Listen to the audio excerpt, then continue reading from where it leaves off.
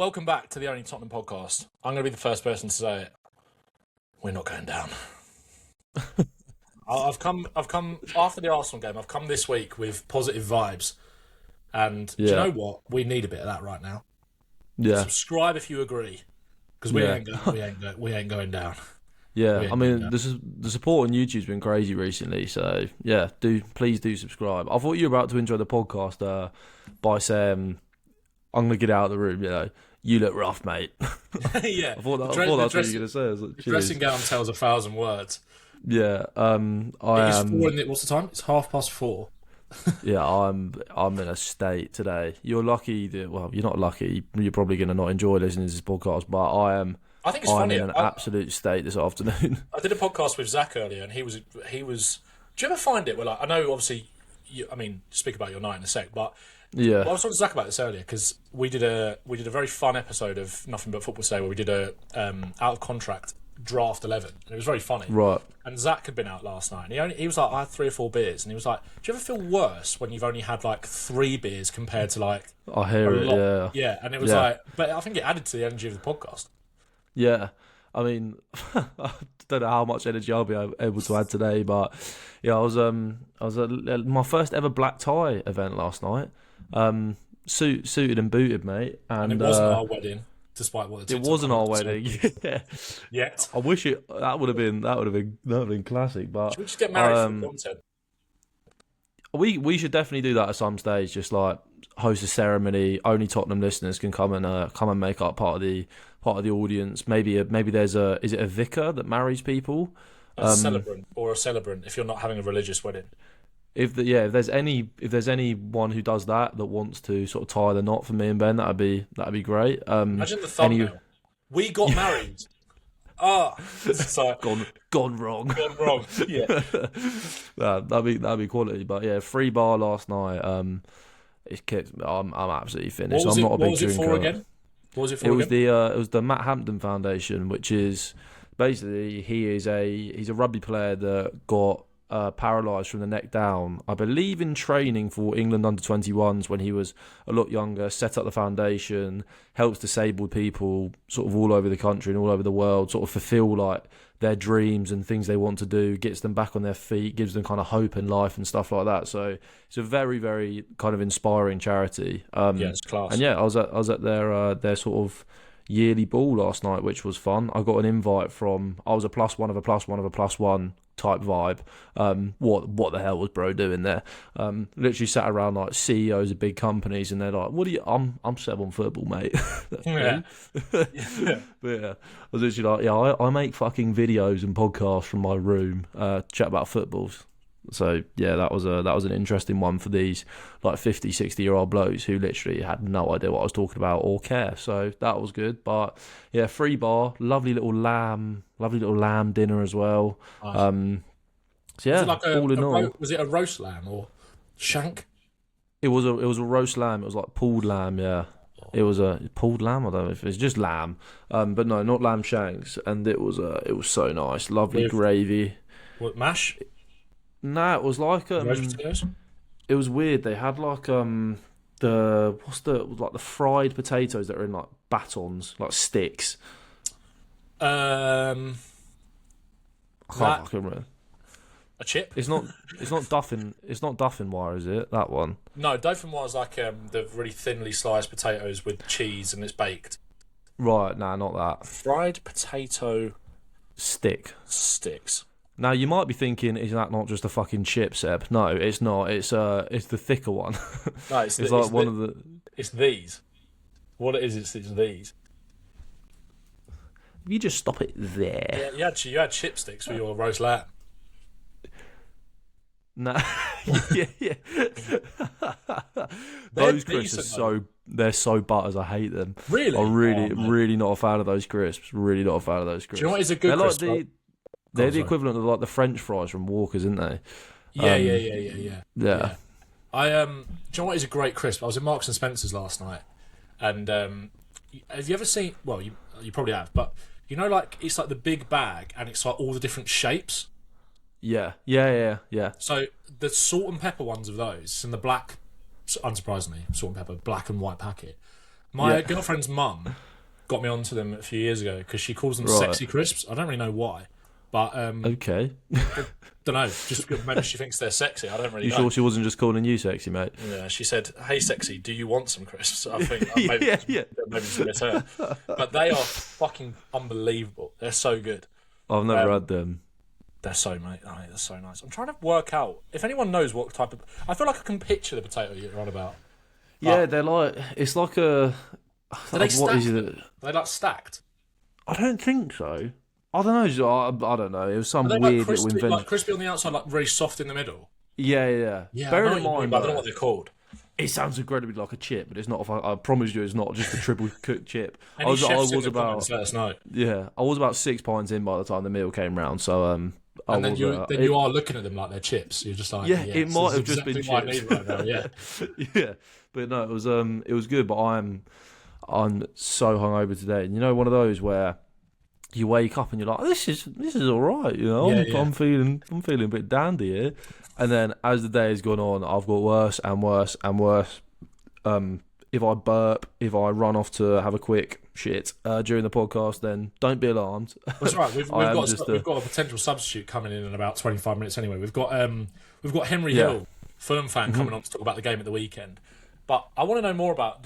Was there any auctions last night? There were auctions. Yeah, there were auctions for some.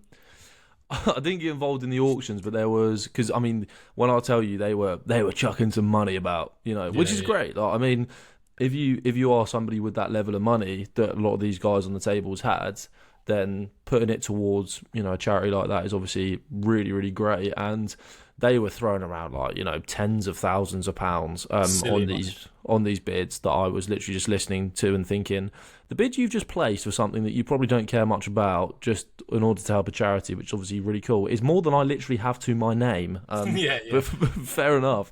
Like taking money out of my lifetime ISA just to be like, fuck it, let's get involved. Yeah. Do you know what I was tempted to do? My mate Bill was the guy who took me, and we were sat at the table. We were thinking, should we just get involved in like the early rounds? Just chuck out like a little $7,000 just to throw our weight about. We know that we'll get beat to it, but at least we can at least people think we've got $7,000 to put up for it. But we know. Yeah. But it wasn't worth the risk because if no one else bid, they were like, oh fuck, we've actually got to pay $7,000 for this now. Yeah. But there were like these little raffles that I did. And didn't win anything.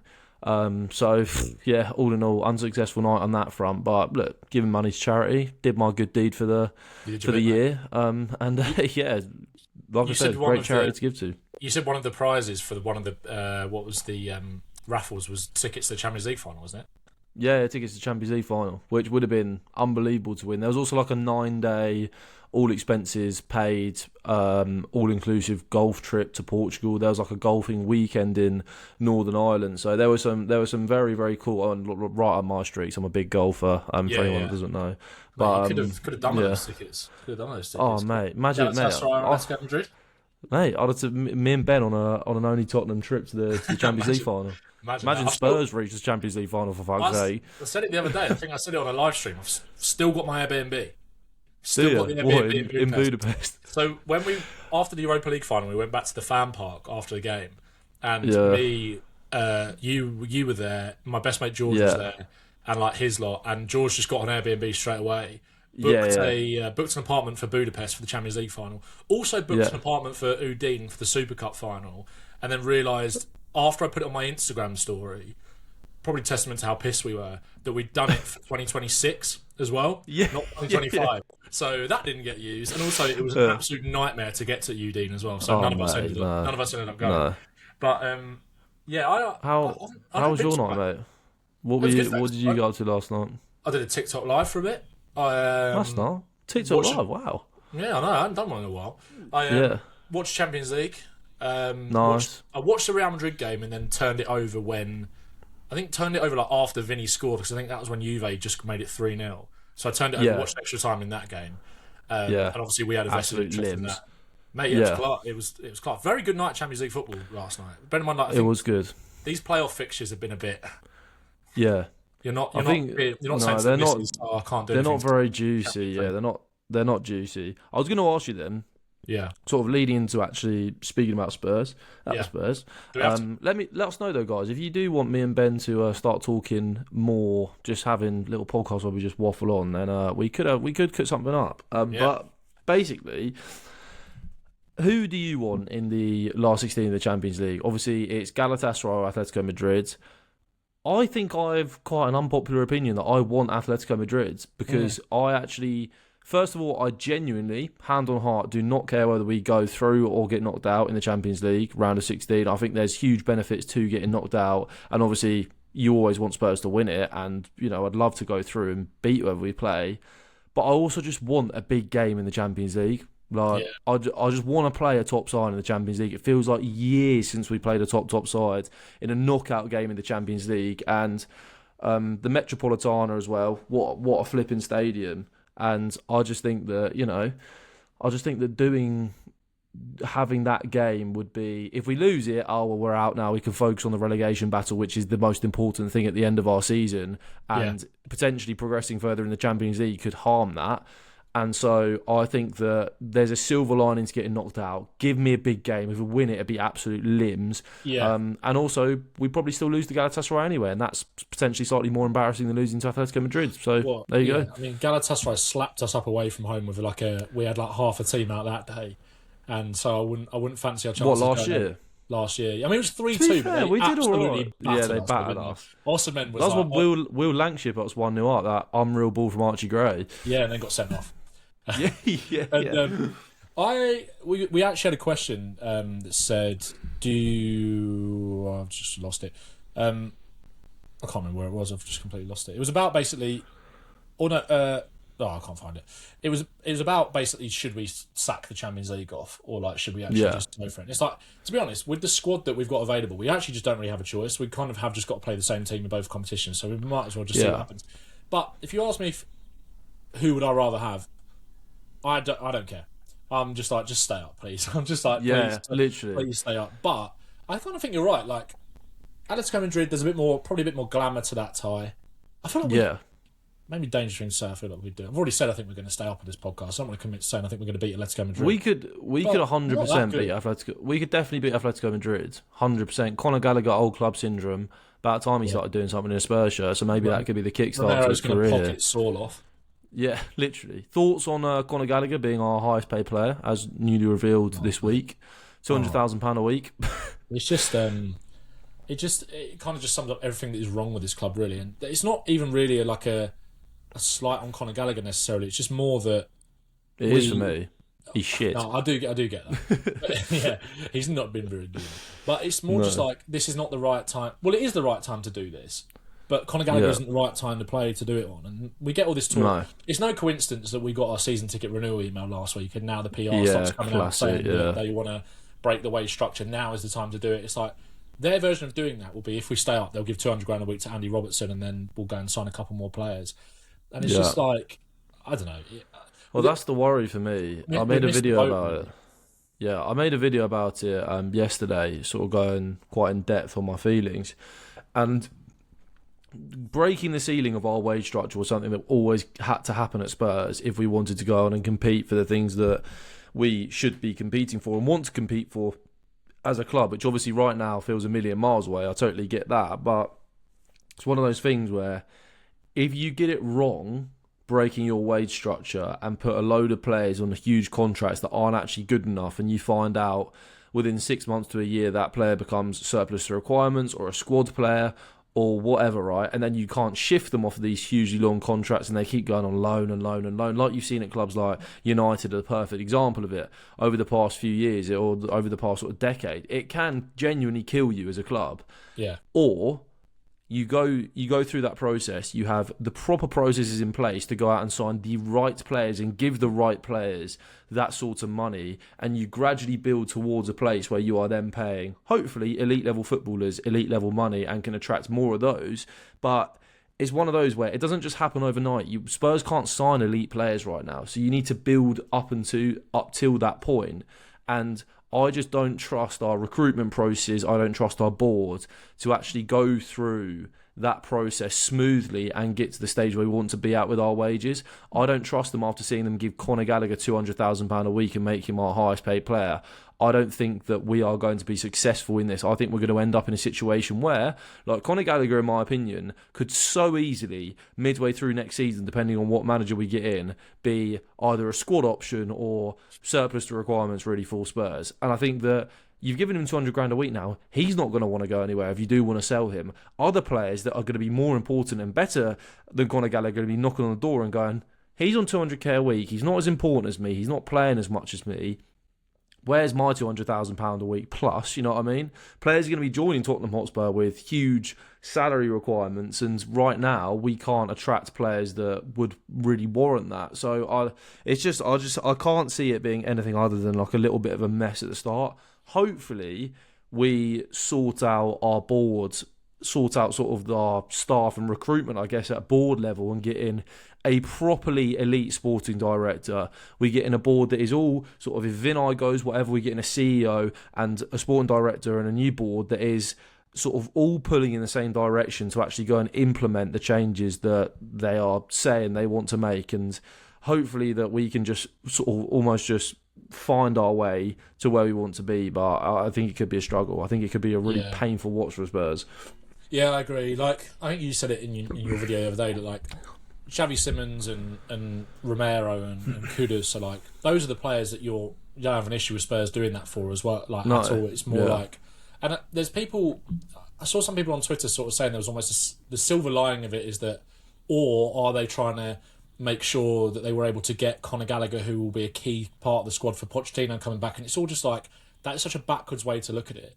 Like, we cannot afford to be just like hedging our bets on Poch returning and it all. Look, don't get me wrong, I'm not anti-Poch back at all, but that's not the reason you go and give Conor Gallagher £200,000 a week. That would be a very stupid thing to do, because things can go incredibly wrong between now and then that mean that we might be playing in the Championship, or Poch actually decides after talking to the club, which I think he probably is now, like, I don't want it. You know what? I actually don't want it. Look at the mess that's there at the moment. Is it the right sort of step for me?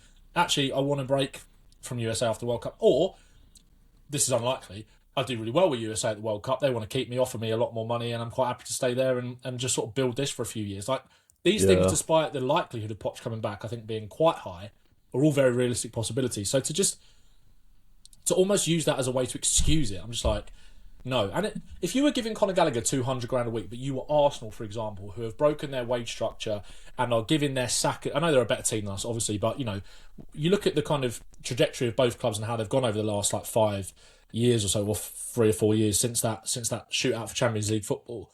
You know, you might look at some of their players and think, why on earth is he on £300,000 a week? But all of the other players are on very competitive wages where, like, you've kept everyone happy. You're incentivising those people that might just end up being a part of a squad to still contribute very strongly and still be key parts of the team as well, like Havertz, etc., who are on. I think Havertz is Arsenal's highest paid player prior to. He's like £290,000 a week. I think prior to Saka signing that new deal. So that's what they've done is the way that you should do it if you want to be a team that has the ambitions of what they've gone on to, well, nearly achieve and potentially achieve this season, and what Spurs' owners say that they want to do, or the people who run the football club say they want to do. You've got to put your money where your mouth is. It's not cheap to build a title-winning team, which is what Spurs want to be. And their mismanagement of everything from the recruitment side and not putting in money at the right times and not doing everything that you've just kind of said has led us to the point that we're at now. So, yeah, I don't buy it. I don't trust them. I believe it when I see it, kind of thing. That's all we can do. Going back to the Champions League thing for a sec, Igor Tudor said, I think today, is that he's worried that he doesn't have the squad to compete to keep us in the Premier League and go deep in the Champions League. It's like, no shit, mate. Yeah. So it's like, I mean, I don't really care about the Champions League. Like, if we get through, I think the only thing is obviously it then builds momentum, builds a bit more confidence, those kind of things, and just keeps the fan base alive for a little bit. But we could also do without those. Well, I think the last 16 is the kind of the turning point, because if we win that, the quarterfinals are after the international break. We should have quite a few of our players back by then and can sort of have a bigger squad to maybe go at those two competitions. But at the same time, like I said, getting knocked out has its benefits. Going through has its benefits. I think in terms of like you say, momentum, lifting spirits, lifting the fan base a little bit. If like this, the thing, if we beat Fulham and Crystal Palace over the next week, say, you give yourself that 6 point, that's those 6 points. Say West Ham, I don't know, do whatever they do, right? If you're looking a little bit more comfortable in terms of the relegation situation by the time the last 16 rolls around, could be at a stage where you win, you go through in the last 16, we pick up some more points in the Premier League, and you're almost out of that relegation dogfight by the time the quarterfinals roll around, and then we can really make a good fist of that going into the rest of the season, knowing that we are kind of escaping relegation. Obviously, that's the ideal. But I think in reality, we probably won't pull clear. We probably won't beat Fulham this weekend, and we're going to need to focus way more on sort of Premier League status, obviously, than anything in the Champions League. At least Danso and Porro are back for Fulham. I think those are big. That's huge. Like that is absolutely massive. Yeah. Well, there's a few. Let's go into some questions because we've got Henry jumping in very shortly to chat about the game. There's a lot of questions that do you think there's a genuine chance that Spurs get relegated this season? Tottenham mad asked that. There's a few like that. Yes, there is a genuine chance. Yeah, I said it the other day. There's certainly more than 4%. Although, ironically, I said that, and then me and Fuad did a video yesterday, which has come out today on his channel, where we predict the last 11 games, and we both had us finishing on 43 points, which is exactly what Opta had. So maybe I'm just chatting absolute shit, but also that is done from an optimistic lens of when you get players back. I think I said we might sneak a draw against Fulham on Sunday. So it was those kind of things, but I had us finishing on exactly the same points that Opta do. So what do I know? But yeah, there is obviously, like I said, I think there is more than a 4.3% chance, despite me predicting the exact same as them. 20% for me. I think we've got a 20% chance of going down, which I think we should be fine, but there is quite a large possibility now that we do get dragged into it and we almost fold. Agreed. Talking Tottenham says, who out of Porro and Danso do you think will benefit Spurs the most by being back? Kevin Danso, 100%. So. Especially if we persist with this back three system. I just think having him and Micky Van De Ven on either side and having either João Paulinho or Dragusin as that middle centre back, I think just makes it so much more of a comfortable situation rather than having both Dragusin and Paulinho, both of them, Dragusin obviously I think lacks in terms of talent and João Paulinho lacks in terms of talent as well in some ways, but also the fact that he's playing out of position. I think Porro definitely does benefit us and allows us to obviously kind of go back to the Porro and Jed Spence. I think I'd still like to see Sousa get integrated and sort of start getting more minutes too, and then maybe we could play the left-footed players, man. Play the left-footed players. that was mad. But that is huge. And obviously we didn't know what was happening with Danso with his toe ligaments because we've never really experienced an injury like that before. And some people saying that he was going to be out for the rest of the season, etc. So it's good to see that he is back in first team training now. And we just need numbers at this point. And just having two players back ahead of the weekend is a big boost. 100%. Agreed. I also think with those two, despite the fact that I think people were getting quite irritated by Porro towards the end of his. Before he got injured, he needed a break. Yeah, he needed a break, and also I think those two they are fighters. I think those two, and I think they will Porro, despite the fact that again West Ham when he was kind of giving it to the crowd a little bit when he got the cross for the equaliser and all that, which riled people up the wrong way. But I think they are both fighters, so I think that they're both big, and also Porro just in terms of worst comes to worst, you'll be able to spam crosses a little bit more than we're able to get on the pitch a little bit, and he can put a decent ball in from Mawani, who was obviously quite decent against Arsenal. Hungry Sailor said, should we play Van De Ven at left-sided wing-back now Danso is back? Is he a better option than Spence? You want to have a back three of Danso, Dragusin and Paulinho just to play Van De Ven at left wing-back? I think there's an argument to suggest going, if he does change away from the three, which I don't think he'll do, to go Danso, Dragusin and Van De Ven at left-back. Do you know what I'd low-key like to see, actually? If we were doing a back five... I wouldn't mind seeing Porro right wing back, Spence right centre half, Danso in the middle, Van De Ven left centre half, and then Sousa left wing back. I really wouldn't mind that at all. I like that. I like it a lot. I like that a lot. I think Spence gives you that defensive coverage, and also with the way that Tudor uses his, or didn't see against Arsenal, but the way that he wants to use his centre back and wing back is that they often overlap, often rotate, especially in the final third. They want his centre backs to be able to carry out from the back and get the pitch. I think Spence, that is where he excels massively, and then Porro can be a bit wider and get crosses in, or then they can kind of overlap, get Porro into inside areas where he can combine with people, get Spence going on the overlap. So I don't hate that as a shout at all. Speaking of Van De Ven, actually, obviously Igor Tudor has come out and said that it was all a massive misunderstanding with the whole incident the other day. Well, he And would, wouldn't he? You know. yeah, he's kind of diffusing the situation. I still don't think it reflected great on Van de Ven. There were people trying to say that he was talking to Dragusin, but I don't even think you can see Dragusin. I don't. Yeah, I don't. I think we're all angry after the derby and maybe sort of overanalyzed it a little bit too much. But I also think that I just think it was just. Almost that clip just kind of summed up Van de Ven's performance and just like his attitude on Sunday, just disinterested it was more of a in my vehicle opinion. to like talk about his performance rather than Yeah, just exactly. agreed. But apparently Van de Ven's got a little finger injury, which might keep him out of the game. Jesus, so man. Slanky was sore Toes, fingers. We're actually not safe, enough. mate. We're actually not safe from we're anything. Not. We're not. It's a Tottenham thing. Said what aspects of Spurs playing the Champions League, the Championship are you most looking forward to? Read that all wrong. Away days will be quite fun. Other than that, I think people saying that maybe it'd be good for Tottenham to go down, I just don't. I probably won't be able to go on many of the away days just due to obviously small allocations. I think you might. I think people will be like, fuck it. I genuinely think once people are over the... I think people are way more likely to want to do the aways next season than go to any home games. Yeah, mate, I don't think I'll go to a single home game if we get relegated to the Championship if ticket prices are anywhere near where they are right now in the Premier League. There's got to be some sort of contingency plan in place to drop them. Also, I saw someone tweet this, which I did find quite funny and thought it was interesting. If we won either the Championship, like the league, or the playoffs in the Championship, how much do we celebrate that? Like, would you be going like mental? Like you see pretty much every team that gets promoted against the Premier League, like, or would it be like, right, fucking job done, lads, well done, yeah, clap a little bit? I'd definitely have a laugh. I'd have a laugh with it. And I think the celebrations would be there kind of more for content rather than anything, like in a fun way, but not you're walking away from Wembley after you've just beaten Bristol City on penalties in the playoff final, going, we got away with that, lads. Yeah, do you want to fancy going for a pint to celebrate? I'm probably going to go home. I'm just forgetting it's all ever happened, to be honest. Back in the Premier League. So no, literally. Jack Doyle said, "Is there a way for us to improve our progression from deep with a lack of technical quality in that area of the pitch, or is it a case of just being extremely direct and not having a controlled deep build-up strategy?" I think kind of what you said in terms of maybe having Pep Guardiola, Jack.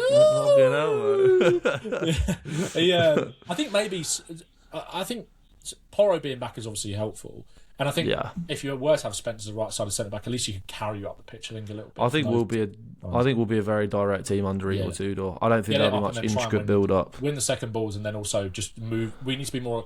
That's the thing with the press against Arsenal. A lot of the time, it's like we committed so many men forward in that first half, which was one of the things that Juve fan or Lucas said it. There was a few Juve videos that I watched when Igor Tudor was first linked about their pressing. It was quite often they'd leave big gaps in the middle, and it was like their back line wouldn't. If you press, you've kind of got to all go together, and that wasn't happening on Sunday at all, especially with the way that he likes to lead the press with the wing-backs kind of going up first and everyone pushes up, and then you've got a back three that if Arsenal clip a ball in, they win the knockdown, then you're there running 3-on-3 on the back line. Or they can clip it over the top because the pace they got behind anyway, which other than Van de Ven, we don't have at the moment. So, maybe Porro being back, but I think we're going to be more direct, as you said. 100%. Final question before we get Henry in. Alfie Lee Ramsden says, do you think the players are wary of the situation and do you think they'll have some fight on Sunday? And if not, when? I think, like I said, having Danso and Porro back, I think they will naturally, hopefully, up those kind of levels with the characters that they are. And maybe Sunday, with all the stuff that happened with Van de Ven and the kind of the discourse around that, hopefully that has kind of almost got to them a little bit and gone, no, we've got to show these fans that we are actually up for it. That's obviously the hope, but you say if not now, when it has to be now, situation, doesn't it? Did he say? Yeah. Of course they would. Of course they are. Yeah. But I think he maybe more means in terms of some of the backlash from Sunday or like the significance of the situation that we're in as well. But... Yeah, I think to be honest with you, I think the players will realise more than anybody the significance of the situation that they're in. Like, I think as much as I do think some players are maybe a little bit checked out, like we spoke about in our last podcast, I do also think that it would be one of the biggest embarrassments in Premier League history. And I think at the end of the day, the players don't want to be part of that. And it'd be sort of, I think it'll be at the forefront of their minds going into games, like how much this means to the fans, especially like you said, for players like Porro, for players like Kevin Danso, always thinks done that. I think for players that sort of understand it and get it and feel like they want to be at Tottenham Hotspur still, I think those players will really fight for it come the end of the season. I do believe that. Like, I think the people writing us off due to a lack of fight, maybe I worry with players like Van De Ven or a player like Romero, for example, due to the fact that I just think they'll be off in the summer regardless. That does worry me a little bit. But even Romero, I think Romero will fight for it. Yeah. I think Van De Ven's the only one really right now that showed me that I should maybe be a bit wary of that from him. But I also think that on Sunday and in almost the lead up to that, I think so much of the blame was on Frank, so much of the blame was on the players, but I almost think it's more from a player quality point of view rather than a fight thing at the moment with all the injured players we've got out. Agreed. Yeah. Henry Hill, the myth, the man himself, will be joining us in 2 seconds. Fulham fan, you would have seen him. The myth, the man himself. That the is man, the myth, the man, the myth. Yes, Henry. Obviously, if you don't know, Henry, part Football Joe. Loves a quiz, Sports does Henry? Joe now, apparently. Sports Joe. Sports Joe. Sorry, my apologies. My apologies to the Joe organisation. We've both done the quiz. Very, very fun. Obviously, Henry is a Fulham fan. And Fulham are doing all right at the moment. So I'm actually interested to hear, because you don't really hear often from Fulham fans about how things are going at Fulham. I just kind of feel like they're just one of those who like. Yeah, they've got Marco Silva, who will keep them up, absolutely. They'll be mid-table. They've got some decent players. They're fairly hit or miss. They draw every fucking game 1-1. And that's about your lot with Fulham, really, isn't it? Yeah. They've obviously had a bit of a slide in terms of results recently, but obviously you've got to win against Sunderland away the other day. But even in the games that they were losing, I remember they lost to Everton at home. They probably shouldn't have lost that. They lost to Man United away to like a last-minute Sesko dagger, where they actually played quite well in that game. Yes, yeah. And obviously got a few new signings through the door. Well, one new signing in particular through the door in Jan that has kind of added a little bit to their attack as well. Yeah, would you take an Oscar in Jan? Yes, I would have. Yeah, I do think that it'll be interesting to actually ask Emery, because they've got a lot of attacking options now, and I feel like they've got a lot of players that I rate there, and I'd be interested to hear from him kind of who their first choice front four, who should be their first choice sort of front four at the moment, and even players like Harry Wilson, the season he's having and stuff, and where we can expect Fulham to probably hurt Spurs at the weekend. So that'll be good, man. Right, Henry is here. My nemesis of the out of contract draft this morning. Although actually, you said that my team was much better than Zach's. Seb, you need to see this video when it comes out. Zach's draft I'll be all over it. Absolutely horror. So Henry, Zach, and I do a podcast on a Thursday morning, Nothing But Football, which comes out on Fridays, which you would have seen on Zach's channel. And today's topic, which will be out tomorrow, was out of contract draft 11, and Zach's team, spoiler alert, was absolutely horrendous. Well, there are any like horror shouts in there that you can. He's the oldest thing you'll ever see. Don't reveal them before the pod goes out. Actually, he had Neuer, Di Maria, and Neymar. I'm like, are you serious? It's so bad. Di Maria, mate, he's like 47. And also, when he said about Di Maria, he really thought he cooked something up. Like the lights just came on in his eyes and was like, "Oh my god, I found something here." He's at like Rosario Central on like a retirement tour, Di Maria, isn't he? I know. That's mad. He thought he cooked. But Henry, thank you for coming on, mate, to chat Fulham. Massive game at the weekend. Not quite a 6-pointer, because you boys are still looking at European football potentially. What have you made of Fulham's season so far? We were kind of just saying before you came, it feels like quite just a general Fulham season. You draw every game 1-1. Yeah, but there's been a lot of excitement, to be fair, especially with the football we've been playing. Seb, you clearly haven't done your research, because the whole point of the season is we don't draw games. We either win them or we lose them this year. Really? There's not much. That is mad. I feel like every time I watch Fulham, it's a 1-1 draw, but not this year. Let's have a look at the table quickly. This is where Henry. Let's get the least draws in the Premier League. That would be funny. Good win away at Sunderland. 4 draws, the least in the Premier League, along with Brentford this season. He's putting. You've only had 4. They must have all been 1-1, and they must have been the only Fulham games I watched this season. Then that's yeah. If you're going to get the king on, you better be ready, Seb. All right. My Fulham ball knowledge being tested like never before here. But you've had are you happy with the season so far, do you think? Because I feel like when I spoke to you before, like when we did the pod a few weeks ago, you almost felt like it was starting to become a bit of a missed opportunity potentially with some of the results. Do you remember, Ben, at the start of the season, we went to that Sky event, and I confidently said we'd be top 6 by January. Okay. Come the end of January, we were 7th. Just not. You were cooking, to be fair. And Yeah, that's cold. And at one point, I saw we were involved in a top 6 Opta stat that suggested that we were in for it. It is a classic Fulham season in that there's been some serious high points. What I will say about Fulham is we are a problem for every big team when they have to play us. Do you know what I mean? Yeah. As in, So we'll be all right. we gave City 5-4 City at Craven Cottage. Man United, they had a tricky game against us, opening game of the season. Was it opening game of the season? I can't remember. Yeah. Anyway, I think so. The point is, like, we are a banana skin for every big team, and that's because we play some like the best football in the league. We've got an identifiable style. We've got some really fun players. Do you know what I mean? We've got a fairly set zone defence. Leno, Bassi, Anderson. It kind of picks itself, the spine of that team. Sander Berge, I think, has come on leaps and bounds this year. I think he's a brilliant midfielder. And Jimenez is proving like weirdly effective. And then you add in the kind of interesting new signings along the way. I basically, because we were so late in the summer window to do any business, and kind of the same again in the winter, it just sort of feels like we shoot ourselves in the foot every time. Like we are in a position, Fulham are in a position where they should be pushing. Like the fact that Brentford are ahead of us in that Europa League conference spot, wherever it is, the fact that we're not seizing the initiative and pushing ourselves into there is really frustrating. And every time we get close to it, you get a run of bad results. Like we went 7 unbeaten before this like little tricky period that we've had, and then we've won again. Yeah. Like for me, this has, and this is where I don't think like the mentality's there. This has to be treated as a massive game in the context of how dramatically your league position can switch depending on 3 points at the moment.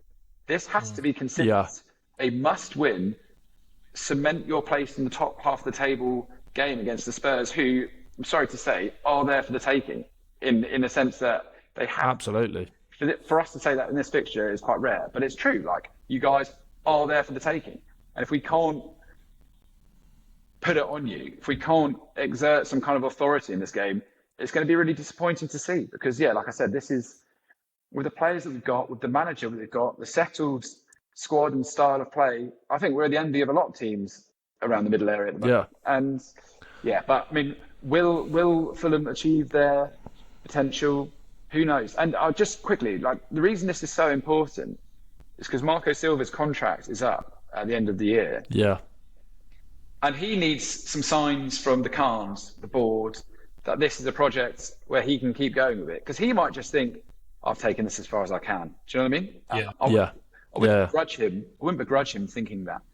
But we have to, like, the players have to show to him that they're willing to go the extra mile to get those results. Like, very rarely at Fulham, if it's 1-1 deep into a game, do I think we've got the cojones to go and really grab this and win ugly here.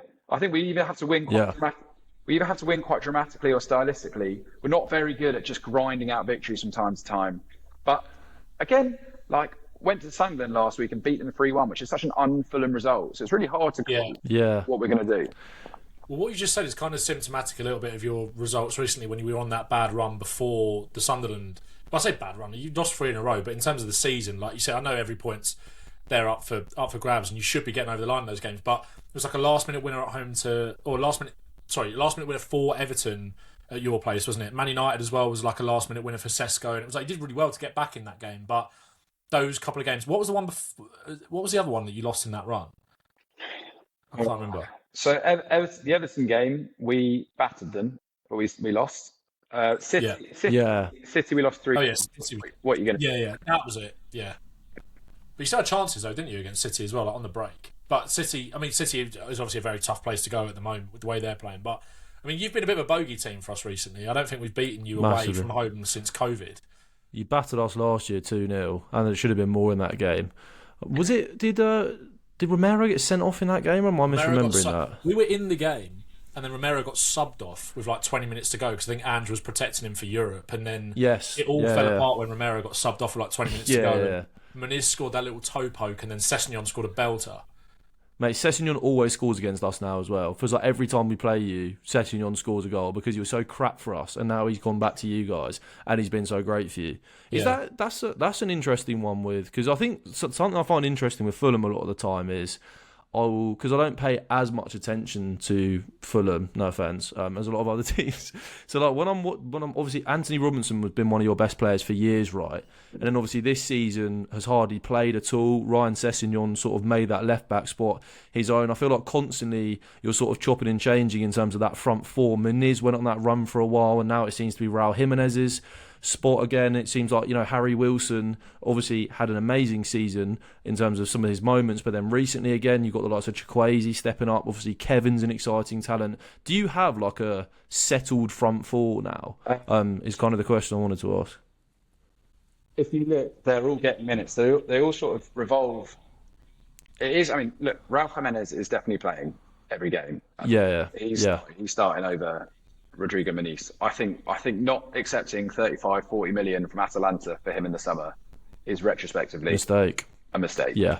Given that we will not get that money from him again. No. So Jimenez, I mean, that's the thing. That's what we've got to go fix this summer is get a centre forward in big time. Yeah. The rest of it, like, look, Iwobi should be playing every minute where he's available at the moment. Like, Iwobi is our best player, I think, week in, week out. I know. And he's been playing in the double pivot a bit, hasn't he, as well as playing in the 10 on the left. First and forwards. But this is the thing. I think Marco Silva still hasn't quite figured out who is the best in that three. I mean, Harry Wilson quite rightly has commanded a position in there recently, and again he got an assist. Got an assist at Sunderland, so numbers rolling. But yeah, it's kind of like it's for my fantasy draft team, it's impossible knowing which ones to pick. Yeah, because like, I'll get Chukwueze in, and then he'll be benched for about 2 games, and then he'll get half an hour. Like Kevin, I'm like, right, Kevin's about to explode now, and he'll come off the look good for a bit, and then he won't start ever again.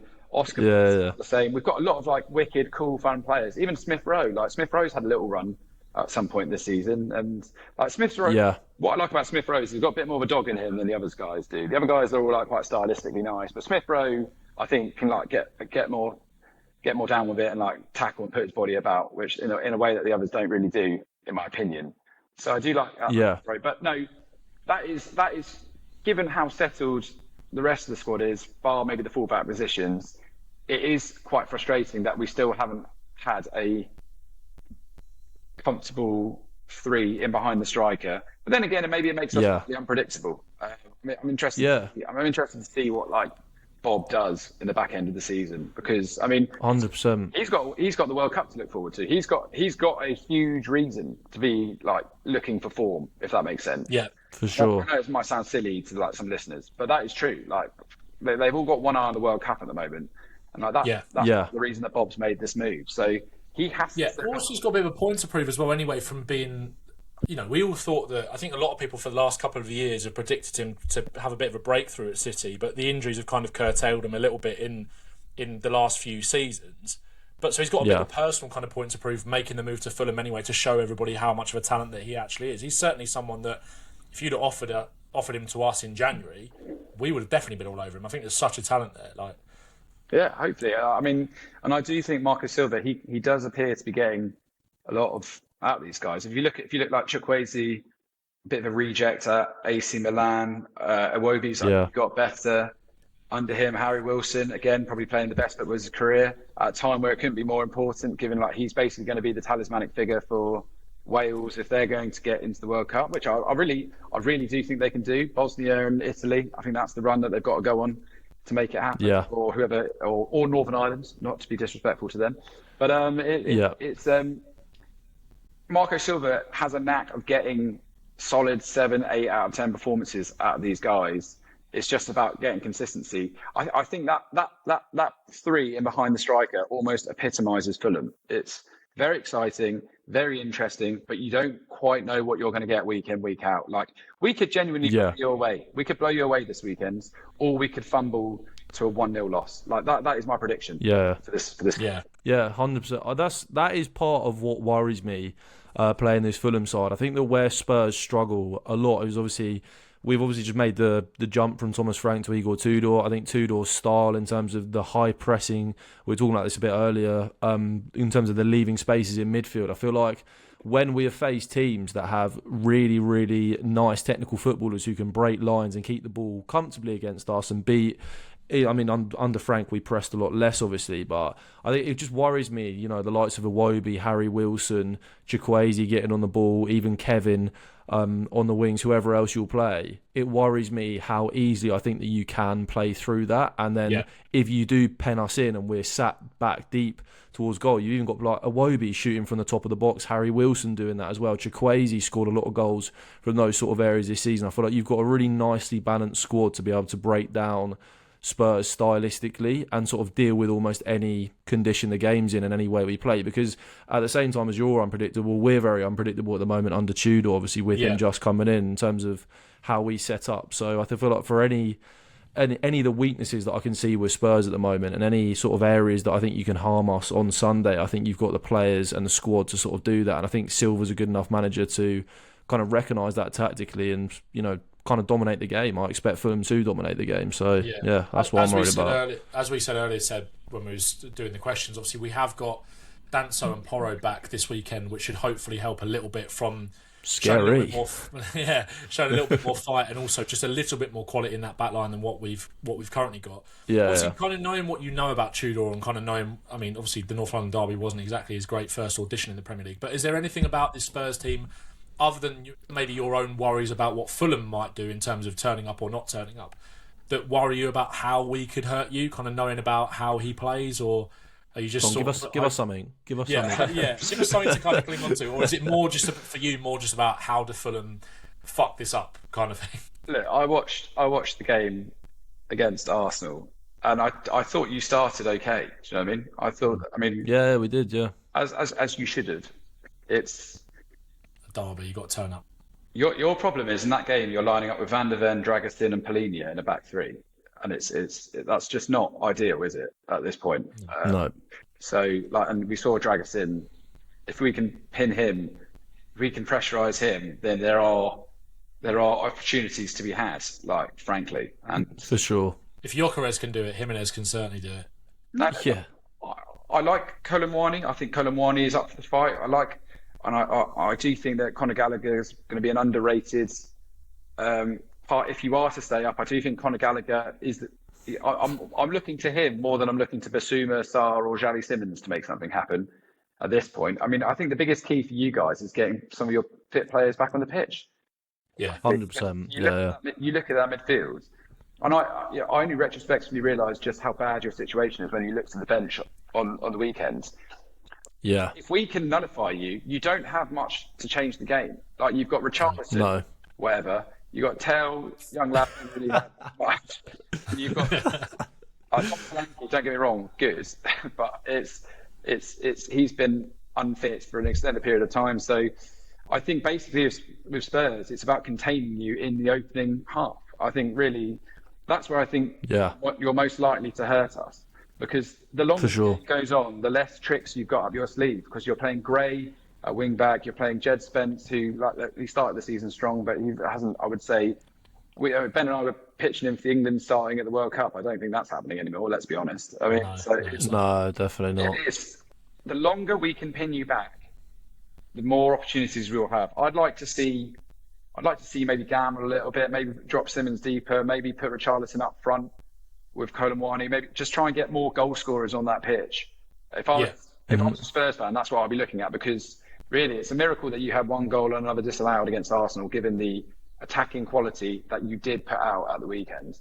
So for me, it's just about nullifying you guys early. But I mean, my biggest concern looking at Spurs' objective is, does this team recognise the position they're in? Does this team recognise that? Because I think I saw Liez Waziri say a really good point about this. West, you need the Thomas Součeks of the world to be pulling the socks up and going, right, we know exactly what's about to go down here when it comes to a fight. You need those bullish players, and I don't look at your squad and see that necessarily. I think Yeah, you look at Forest and West Ham, who have Forest not last season, but 23-24 and 22-23 as well, I think. They were in relegation battles those seasons. It went quite late with Forest in the 23-24 season, if I remember rightly. West Ham were in a relegation battle in a way kind of last season in a similar position to us. Never really thought they were going to go down, but again, nowhere near where they should probably be, or their fans expect them to be. And again, they've got much more recent experience of kind of being down there with those kind of players as you kind of just named, and that is a bit of a worry for us. I think we have got fighters, we have got battlers, but I also think we were saying this, it was a bit of a kind of discussion in amongst our fan base off the back of the Arsenal game. Like, is it mentality or is it just quality? There are a lot of square pegs in round holes, but even when some of the guys kind of come back and we can move players into other positions, it's still lacking quality with the players that we have still got out that won't return for a longer period of time. Yeah. So like Porro and Danso being back for us are big, but we need more cabs off the rank than that to be able to really start feeling confident about going away to Fulham, thinking, we could. Because even I think if West Ham lose to Liverpool on Saturday and we get a point at your place, I think that's a good weekend. Great for weekend, us, really. brilliant weekend. Yeah, and it's like even 100%. just to be able to do that, it's just like that's what's worrying us, I think, at the moment. But this is where the players prove that because a lot of them haven't really ever been in this situation before, where they're actually staring relegation in the face. So I think this is where as much heat from the fans as well, I think, as they probably have over the last few months either. Exactly. So I think this is where you'll see a lot of players, it either makes or breaks them this season. And in terms of, do they turn around and go, no, I'm going to be that guy that sort of drags Spurs out of this race, or I'm too good for this, got a World Cup in the summer, I'm going to be off anyway if Spurs get relegated. I'm not actually that asked about what happens at the end of this season. It's going to be sort of interesting to see what characters emerge in this squad come the end of the season. But yeah, I completely understand the concern there, especially like from an outsider looking in. It's grave at Spurs right now. What final thing, Henry? I was going to say one thing. Just looking at it, we are currently 9th on the home Premier League table this year. Okay, so and then we're 12th on the away table. So it's not like the Craven Cottage is some deadly fortress, if that makes sense. It's if what? Against Liverpool, for example, when the 5-4 against City, those games it really does come alive. But for Spurs, you've almost got to dull the game. Do you know what I mean? You've got to almost subdue. You've got to eke out what everyone thinks is a classic Fulham, which is a kind of boring sort of fraud sandwich brigade. Everyone quietly sat there just watching it. Because if you can do that, then I think you do take a bit of spark out of Fulham. So, given the state of your team, I would be looking to play a slightly dogged game against Fulham, in my opinion. Yeah, for sure. Sure. Funny you say that about the home table. If Spurs win this weekend away at Fulham, we go back to having the second best away record in the Premier League. 19 of our points this season have come away from home. We're currently 9th. That's mental. But there's a massive cluster of teams. Obviously, Chelsea got Arsenal away this weekend, which I think they will lose. Spurs will have the same away record as Chelsea on 22 points, which is currently the second best in the league if we win this weekend. It is absolutely nuts. And our better performances have come away from home. I think there's a little bit of a thing with how it wasn't on Sunday, but I think it was more of a feeling of apathy in that second half. But I think the home atmosphere this season has been a little bit toxic. That's not putting any blame onto the fans or anything like that. It's just fans are just so fed up of what's happened over the last few years, where there's just so much vitriol and anger towards the board, as well. You've seen that with various protests and all those kind of things. But away from home, I think the players do feel a bit more free, I think, in a way. Whether that's going to be enough to get anything on Sunday, I don't know. But should we get some final to wrap up? Should we get some score predictions? Henry, what do you honestly think is going to happen this weekend? I think we can beat 5-0 Fulham. 2-0. 2-0. Nice. Big talk for a team in 10th place. But yeah, I respect it. Seb? I'm gonna go 1-1. I'm gonna go with the classic. I came into this this little part of the pod saying that Fulham only draw 1-1. Turns out they never draw games. But they are going to draw this weekend. They are going to draw 1-1 this weekend. And yeah, I think like you say, I think potentially we maybe get a goal in the first half, go 1 up. And then in the second half, we get rocked a little bit by sort of not having the squad game there, and Fulham equalise, potentially push for a winner, get a little bit unlucky, hit the post a couple of times, and we shit out our way to a 1-0. So that's what I'm going with. Take that all day. Take it all day. I said 1-1 on. I did a video with Fuad yesterday, predicting every game between now and the end of the season. So I'm gonna double down on that and go 1-1, which I'll very much take. The Ben Bowman prediction. I love a 1-1. Predicts every game to finish 1-1. Maybe I should be a Fulham fan. You're the Fulham of Premier League score predictions, genuinely. I actually am. I'm gonna put that in my Twitter bio. I'm the Fulham Premier League score predictions, mate. Henry, thank you so much for coming on. Absolutely, Yeah, cheers, mate. To chat twice in a day. I always enjoy your company. If I sound like I'm in a fishbowl right now. Guys, I'll send you my invoice. 300 quid, was it? That's what we No problem. Yeah. Nice one. Sounds great. Nice one, mate. See you, mate. All the best. What a guy, man.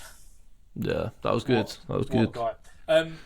Hopefully you guys enjoyed that. Henry's expertise and insight onto Fulham. Pretty yes. It's 2-0. Oh, fuck you. Yeah, cheeky bastard.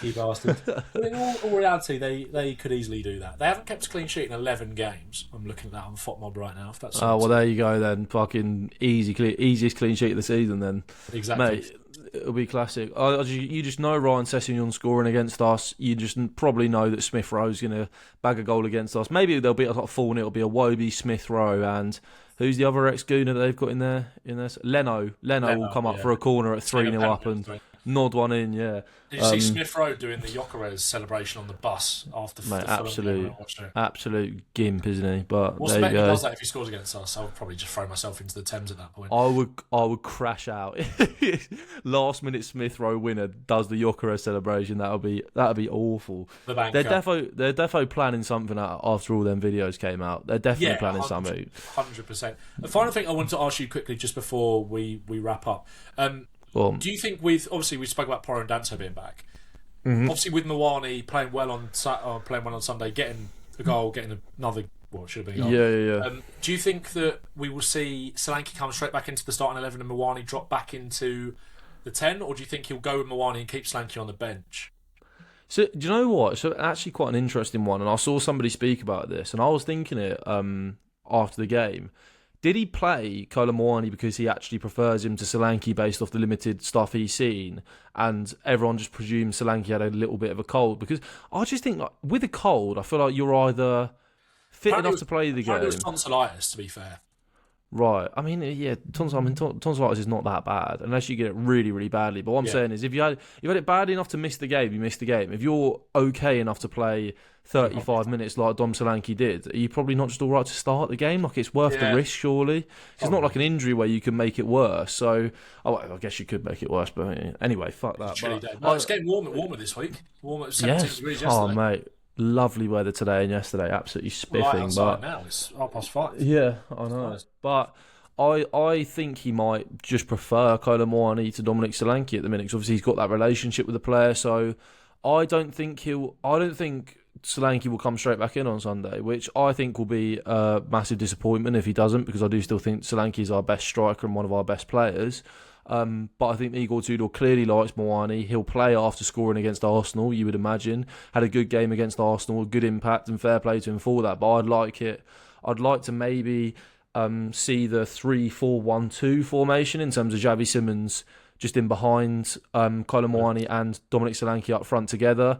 I think it's going to be really interesting to see what he goes with on Sunday, because I feel like the North London derby was such like an isolated fixture that, you know, he set up in a way where it was clear to try and nullify Arsenal's threats, right? And it's a game where we just chucked so many legs into the game because, you know, it was a derby and whatever. But now I feel like, you know, Fulham away, the onus is on us to go and, you know, create something. We need to get something out of this game. So it'd be interesting to see whether he goes for a more balanced lineup, whether he changes much. I would be incredibly disappointed to see us go with a similar lineup to what we went with last Sunday. If we have 4 central midfielders on the pitch again on Sunday, I will start to be very worried very quickly for Igor Tudor's Tottenham Hotspur. I think we need to see change. I think we need to see positive changes. I'd love to see a Sousa come in. The only reason I didn't want Sousa starting the North London derby was just due to experience in a game like that. But I think having that left-footed option on the left-hand side is the route to go, and I think that if you're not going to give him a chance now, then you probably will never. I don't think Porro will be fit enough to start the game. So start Spence on the right, start Sousa on the left, or Spence at right centre half, Porro at right wing back if he's fit enough to start the game. I just want to see a more balanced and a more positive approach to Sunday, and I'll be happy. I'll be happy enough with that. Agreed. Right.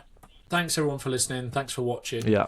We'll see you back after the Fulham game. Make sure to subscribe to the channel if you're watching on YouTube. Make sure to follow us on Spotify, rate us 5 stars, leave some comments over there as well. Same on Apple if you're listening over there, and we'll see you in the next one. Go and follow us on TikTok and Instagram as well for the clips. Yes, adios.